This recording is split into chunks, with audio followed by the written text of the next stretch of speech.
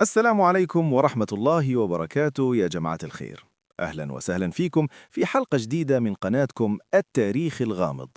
حلقة اليوم مختلفة شوي، فيها سياسة، فيها كورة، وفيها كوميديا سوداء من الطراز الثقيل. قبل ما نبدأ، لا تنسوا دعمنا بالاشتراك والإعجاب ليصلكم كل جديد.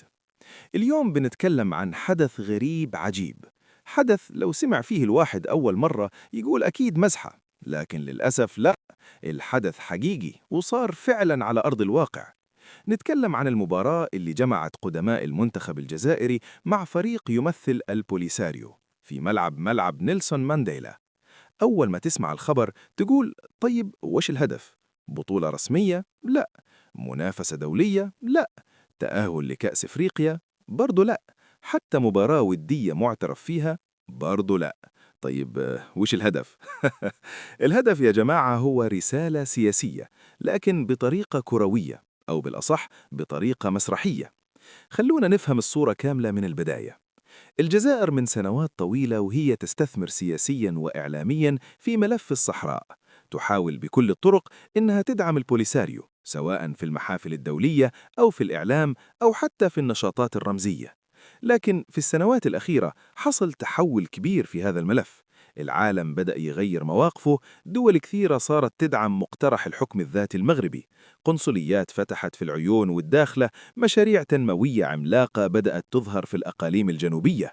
وفجأة المشروع اللي كانت الجزائر تراهن عليه بدأ يتراجع، خصوصا بعد التحركات اللي صارت في أوروبا وبعد المواقف الواضحة من دول مؤثرة، وعلى رأسها اللي حصل في مدريد، واللي كان نقطة تحول حقيقية في هذا الملف. هنا بدأ التوتر، هنا بدأ الارتباك، هنا بدأ البحث عن أي وسيلة لتغطية هذا التراجع. فطلعوا لنا بفكرة خلونا نسوي مباراة كرة قدم.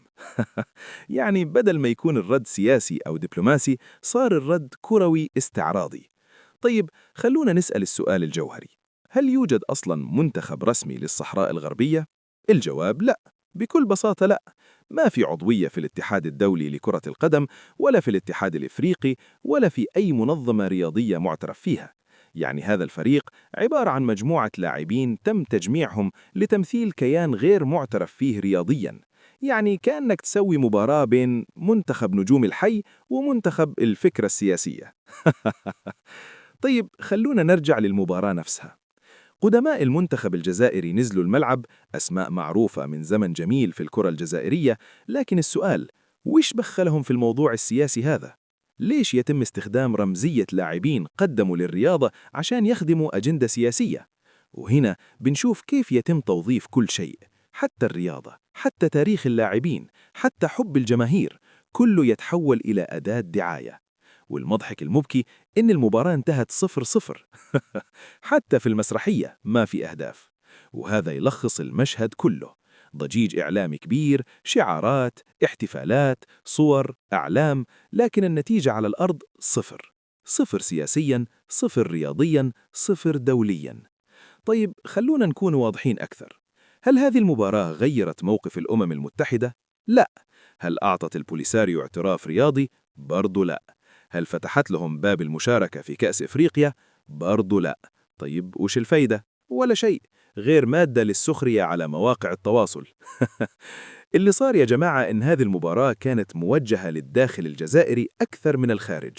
رسالة تقول: إحنا ما زلنا ندعم القضية، إحنا ما زلنا موجودين، إحنا ما زلنا مؤثرين. لكن الواقع يقول غير كده. الواقع يقول إن العالم بيتغير، وإن المصالح هي اللي تحكم، وإن الدول صارت تدعم الاستقرار والحلول الواقعية. والمغرب اليوم يقدم نفسه كدولة مستقرة، دولة عندها مشاريع، دولة عندها رؤية، دولة عندها مبادرات. خلونا نقارن بشكل صريح جدا.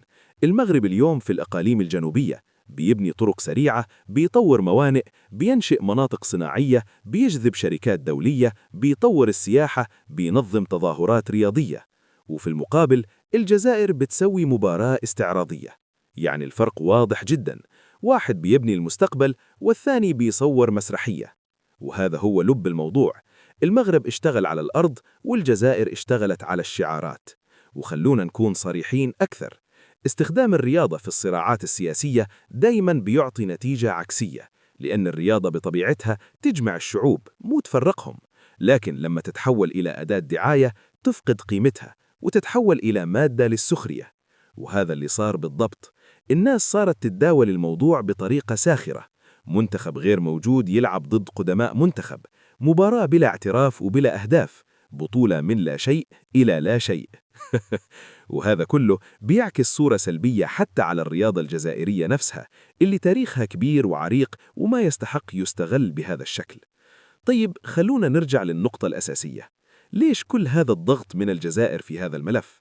لأنها ببساطة استثمرت فيه لعقود سياسياً ومالياً وإعلامياً، ولما تبدأ النتائج تعاكسك تحاول بكل الطرق تحافظ على نفس الخطاب. لكن المشكلة إن العالم ما عاد يمشي على الخطابات، العالم بيشوف الواقع، والواقع اليوم يقول المغرب حاضر بقوة، الدعم الدولي يتزايد، المشاريع تتوسع، والأقاليم الجنوبية تشهد نهضة كبيرة، وهذا كله بيضعف أي خطاب مضاد. وفي النهاية المباراة اللي شفناها ما هي إلا محاولة من ضمن محاولات كثيرة، محاولة للتغطية، محاولة لصناعة صورة إعلامية، محاولة لخلق حدث، لكن لما الحدث نفسه يكون ضعيف يتحول إلى نكتة.